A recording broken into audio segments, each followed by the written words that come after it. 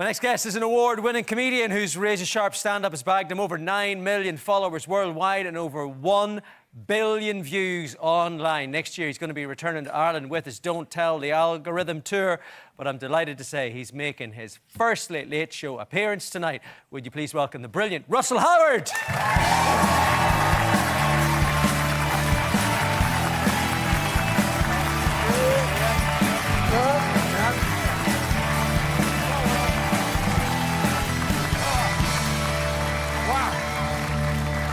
Welcome to the show, sir. That was incredible. That music, well done. Yeah. God, I loved it. Everyone was backstage. And I mean, it was one of the first times ever that the entire audience kept the time with the music. Yeah. I mean, it was a brilliant moment. I was watching because you can see the audience backstage, and there was one of you that wasn't clapping. And I was like, what's wrong with him? He's like, I won't.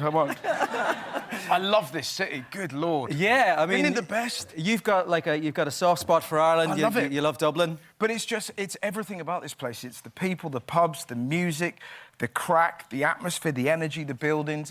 The only thing that ruins it are Americans. That is the only thing, isn't it? Like, just... I'm Irish. Look at me. I'm acting the maggot. like, It's my husband, Chad. I'm gonna write the whole off him. he's like, you're not Irish. You're wearing a bum bag and you're holding a leprechaun that was sold to you by a man who is Irish. Like, just turn the volume down. They don't know that we're hated. At least the Brits know. Do you know what I mean? I mean, but you know, when you come over here, it's that thing where there's kind of a different energy, a different atmosphere. You were saying, you know... I think as a comedian, it's that you have to raise the bar because you are funny. Like, you are... And you know this as well. Like, the heckles that you get... I remember... And there's poetry as well. I was at the Vicar Street, and this lady said... I was talking about Amsterdam, and she said that she'd been thrown out of a sex club in Amsterdam, which is a great start to any anecdote.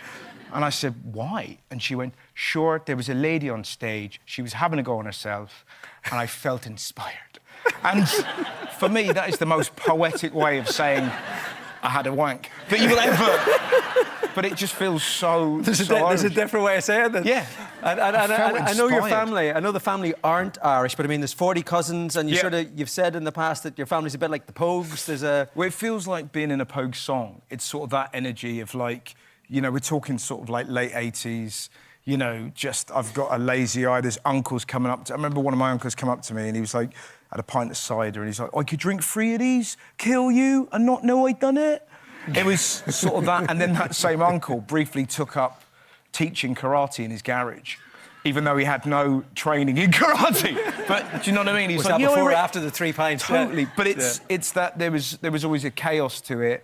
And there was just the interesting and interested people lurking around. Do you know what I mean? That's what it felt like. And there's that kind of, you know, you were telling me beforehand that you know, there's a sort of a mommy's boy thing between you and your mum as well. You're still quite close with her. You go travelling with her and... Well, I did a travel show with my mum. So we have very unique experiences. So we were in Portland and we got high together. It's legal to smoke weed. Do you ever smoke weed with your mum? I mean, to be honest with you, That didn't happen, and... I recommend it. OK, fine. Yeah, like, I love my mum and she's interesting, but seeing my mum stoned was a different level.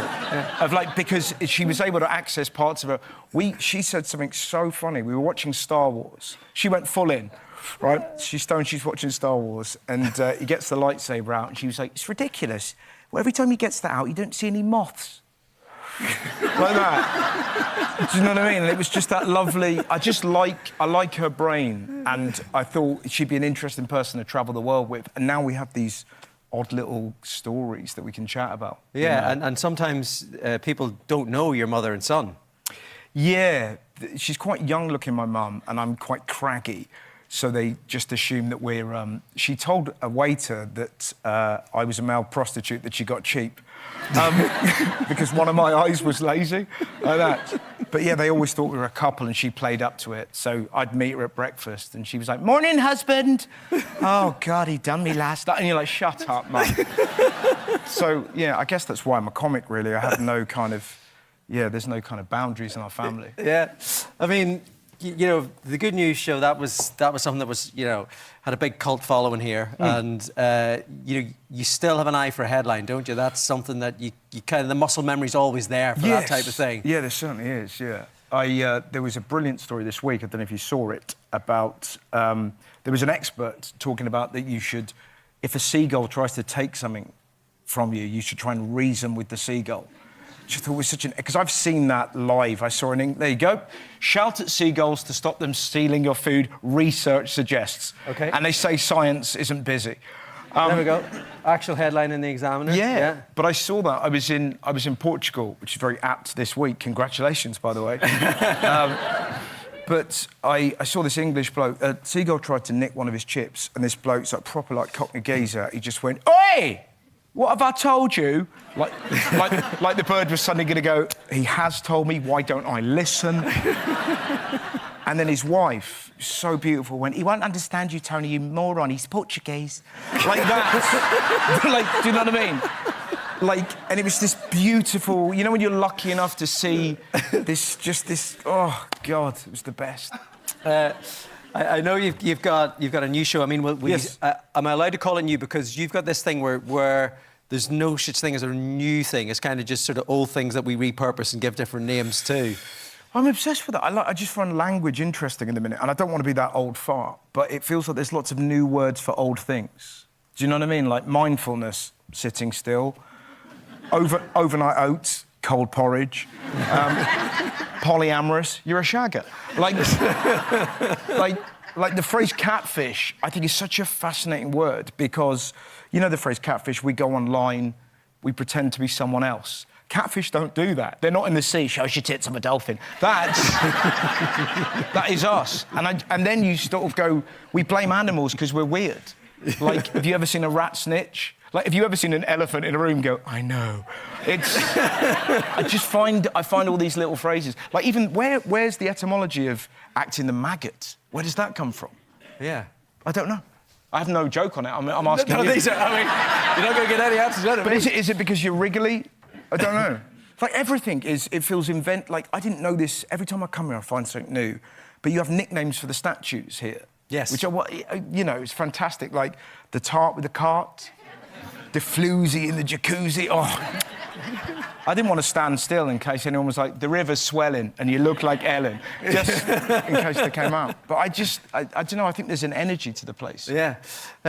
You got the podcast, Yes. 5 Brilliant Things. You've had a few Irish people on that. Tell us a bit about that.